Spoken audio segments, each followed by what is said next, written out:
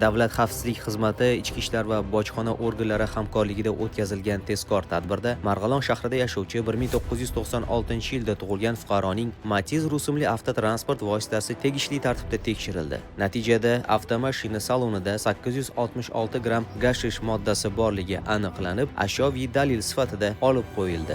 Boshimizga taqilgan narsa bormi? Qaysi tomon? Ko'rsating. Bitta ko'rsatilgan holdagi to'g'ri garang rangli, bir burchak ochiq holatda gashga olgan moddasi o'xshashmoqda.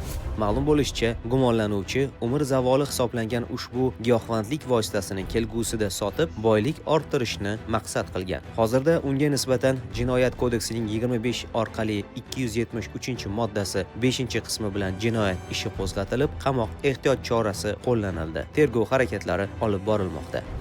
Boshqa holatda esa Farg'ona va Andijon shaharlarida yashovchi fuqarolarga kuchli ta'sir qiluvchi dori vositalarini sotish bilan shug'ullanib kelayotgan shaxslar to'g'risida tezkor ma'lumotlar olinib, Davlat xavfsizlik xizmati, ichki ishlar va bojxona organlari xodimlari hamkorligida Farg'ona shahrida ularni qo'lga olish tadbiri o'tkazildi. Oldindan ko'rishgan xaridorga RGP nomli tasarrufchi dori vositalariga o'xshash dorilarni bir o'tkazilgan vaqtida tadbir ishtirokchilari tomonidan to'xtatib qolindi.